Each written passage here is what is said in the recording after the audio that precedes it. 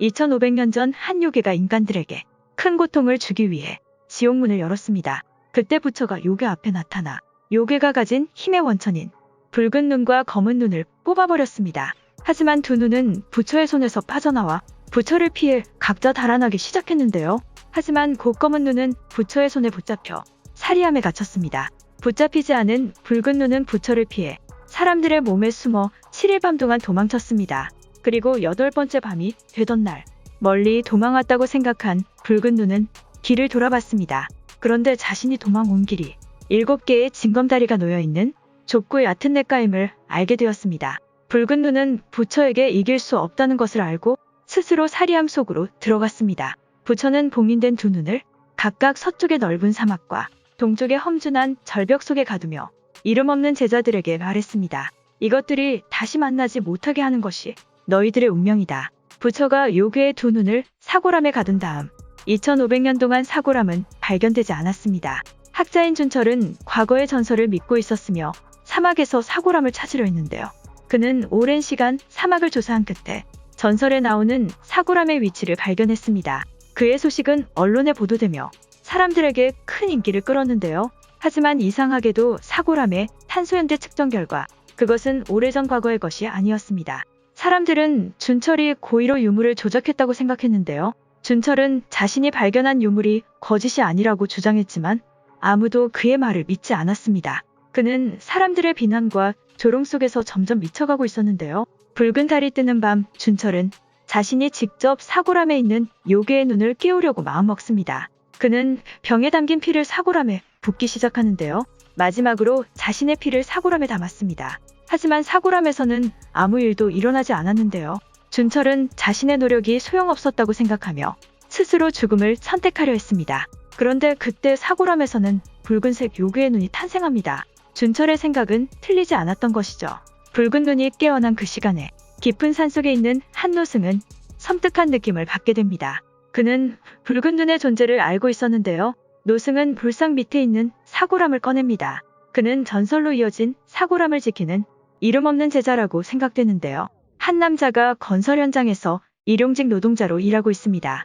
그는 과거 스님이었으나 무슨 일인지 스님의 삶을 포기했는데요. 청석은 노승에게 밥을 해주고 있었습니다. 노승은 기침을 하며 피를 흘리는데요. 그는 자신의 삶이 얼마 남지 않았다고 생각합니다. 청석은 노승의 제자로 무건 수행 중이었는데요. 청석아 전에 해줬던 요괴 이야기 기억나냐?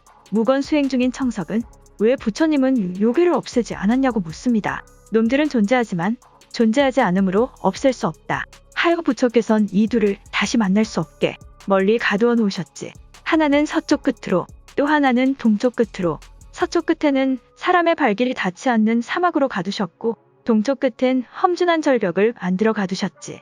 그리고 부처님이 동쪽으로 보낸 두 제자 처녀보살과 이름 없는 한 스님에게 두 요괴가 다시 만나지 못하도록 길목과 절벽을 지키게 하셨지. 하지만 시간이 지나고 때가 되면 서쪽에 가두어 두었던 붉은 것은 도울 사람을 만나게 되고 붉은 달이 뜨는 밤 봉인에서 풀려난 그 붉은 것은 예전처럼 7일 밤 동안 7개의 징검다리를 받고 자신의 반쪽을 찾아올 것이다. 그리고 마지막 8일의 밤 그 둘이 만나 다시 하나가 되면 놈을 없앨 수는 없지만 두 놈을 만나지 못하게 하는 방법은 있지. 저놈이 받고 올 징검다리를 없애는 거다. 노승은 요괴의 두 눈은 없앨 수 없는 것이기에 징검다리를 없앰으로써 눈이 다시 만나지 못하게 하려고 합니다. 그 징검다리는 사람을 가리키는 것 같은데요. 어두운 밤 모텔 안으로 한 남자가 걸어 들어옵니다. 그 남자의 눈은 하얗게 변해 있었는데요. 남자는 누군가를 찾고 있었습니다. 그는 붉은 눈에 삼켜진 것 같은데요. 아침에 잠에서 깬 청석은 노승이 자신 앞에 앉아있는 것을 발견합니다. 때가 되었구나. 선화를 찾아가거라. 그리고 전해라. 놈이 왔다. 노승은 마지막 말을 남기고 숨을 거두었습니다. 그의 옆에는 사고람이 있었는데요. 그 속에는 검은 눈이 담겨있는 것 같습니다. 형사인 호태와 동지는 모텔 살인 사건을 조사하고 있었습니다. 범인은 방에 있던 남자를 죽였고 여자는 사라졌는데요. 그런데 범인은 몸 전체에 피가 빠져 있었습니다. 호태는 사건이 너무나도 이상하다고 생각하는데요. 청석은 노승의 마지막 유언을 지키기 위해 선화스님을 찾아갔습니다. 청석은 역에서 가방을 잃어버리고 말았습니다. 가방 안에는 노승이 남긴 사고람까지 들어있었는데요. 호태와 동지는 사건을 아무리 수사해도 단서를 발견하지 못했습니다. 과학적인 방법으로 접근하는 그들에게는 도저히 이해가 되지 않는 일이었는데요. 청석은 고생 끝에 선아를 만나게 됩니다. 그는 선아에게 노승의 마지막 유언을 전하는데요. 늦은 밤 선아는 죽은 노승과 대화를 하고 있었습니다. 아직 내 눈에 분노가 가득 차 있구나. 만나야 할 것 같다. 녀석 등에 엎여서 왔다. 내가 누누이 말하지 않았냐? 귀신이 될 때까지는 귀신을 천도해야 하는 운명이라고. 선아야 봐라. 내 놈의 천도를 기다리는 홀령들이 내 등에 한가득 있구나. 놈이 왔다. 놈이 벌써 징검다리를 밟기 시작했다. 찾아라. 우리가 알고 있는 유일한 징검다리. 그 여자 처녀보살. 놈이 그곳에 닿기 전에 반드시 찾아라. 그리고 죽여라. 선아는 죽은 자들의 말을 들을 수 있었습니다. 노승은 선아에게 징검다리인 처녀보살을 죽이라고 하는데요. 선아와 청석은 부적을 만들 재료부터 시작해서 도끼 등의 무기를 준비합니다. 선아는 요괴를 상대하면서 사람까지 죽여야 하는 일이기에 혼자서 가려 했지만 청석은 끈질기게 선아에게 매달립니다. 두 사람은 처녀보살을 찾아 헤매게 되는데요. 선아는 자고 있는 청석을 보며 생각에 잠깁니다. 과거 선아의 가족은 청석의 어머니 때문에 교통사고를 당했고 죽음을 맞이했습니다. 청석의 어머니는 자신이 저지른 죄 때문에 고통스러운 나머지 스스로 죽음을 선택했는데요. 선아는 청석을 볼 때마다 죽은 자신의 가족이 생각이 나서 고통스러웠습니다. 그는 원수의 아들인 청석을 죽이고 싶다는 생각을 하기도 했는데요. 선아는 뉴스를 보고 사건 현장에 오게 됩니다. 그는 거기서 요괴의 흔적을 살피고 있었는데요. 형사 호태는 사건 현장을 어슬렁거리는 선아를 수상하게 바라봅니다. 잠깐만요. 그 가방 좀 봅시다. 가방 안에 도끼 등의 무기가 있었던 선아는 의심받을까봐 도망을 치는데요. 몸싸움을 벌이던 끝에 선아는 도망을 치는데 성공했지만 지도를 잃어버리고 말았습니다. 청석은 처녀보살의 흔적을 쫓던 끝에 그녀를 만나게 됩니다. 그는 그녀가 자신이 찾던 처녀보살임을 확신하는데요. 청석이 집을 나가자 처녀보살의 모습은 다른 사람으로 변합니다. 그녀는 자신의 정체를 숨기는 것 같은데요. 선아에게 돌아가던 청석은 붉은 눈 요괴와 마주칩니다. 요괴는 청석의 존재를 알고 있었으며 그에게 겁을 주며 재밌다는 듯 놀리고 있었는데요. 호태는 수사 결과 피해자들 사이에 공통점이 있다는 것을 알게 됩니다. 그들은 모두 특정 영상 모임에 참석했던 멤버였는데요. 청석은 선아에게 붉은 눈 요괴에 대해서 말합니다. 선아는 청석에게 돌아가라고 말하는데요. 그는 요괴의 부활을 막기 위해서 처녀보살을 죽여야만 했습니다. 청석은 사람을 죽어야 한다는 선아의 말을 이해할 수 없었는데요. 청석은 처녀보살을 죽이는 것을 그대로 놔둘 수 없기에 그녀와 도망을 치게 됩니다. 선아가 처녀보살의 집에 도착했을 때에는 청석과 처녀보살이 사라지고 없었는데요. 방 안에는 또 다른 누군가가 있었습니다.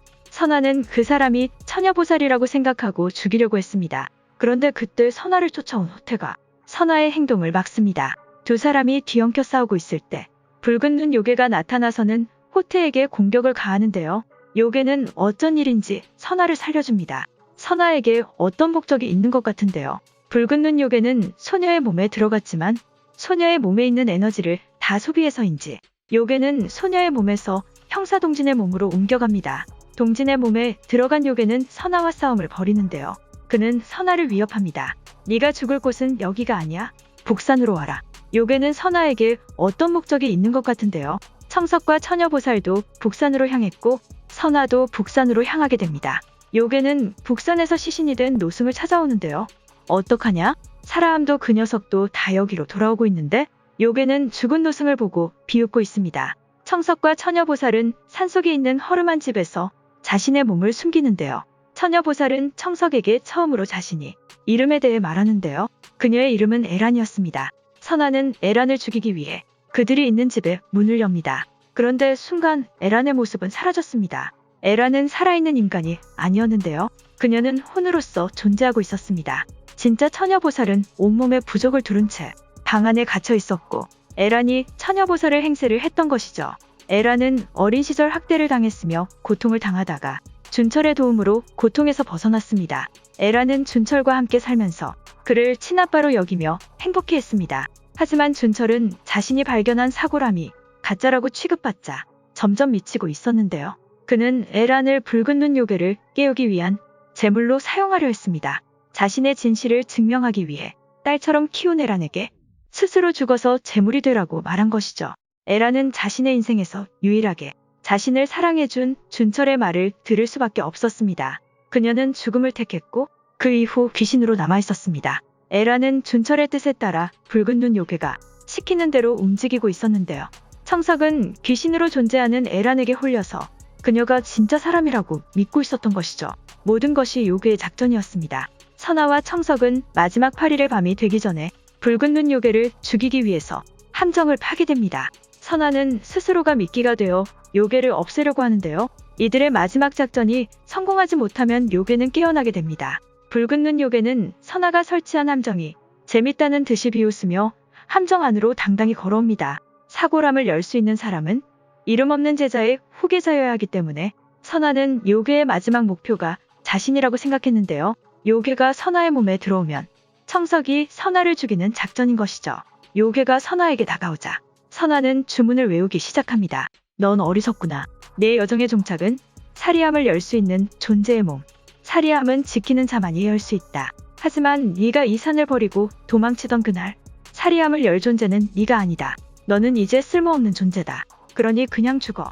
선아는 착각하고 있었습니다. 자신이 이름 없는 제자의 후계자라고 생각했지만 그는 산을 버리고 떠났기 때문에 자격이 사라졌는데요.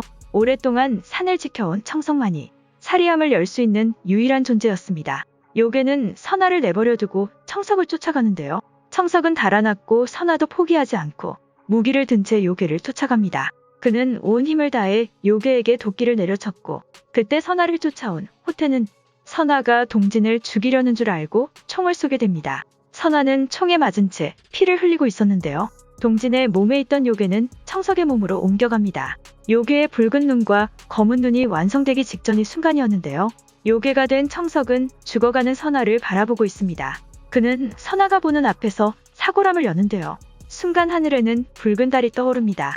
요괴는 죽어가는 선아를 괴롭게 하기 위해서 그의 아픈 기억을 떠올리게 하는데요. 청석의 어머니가 선아의 가족을 죽였기 때문에 선아의 내면 깊은 곳에는 청석에 대한 분노가 있었습니다.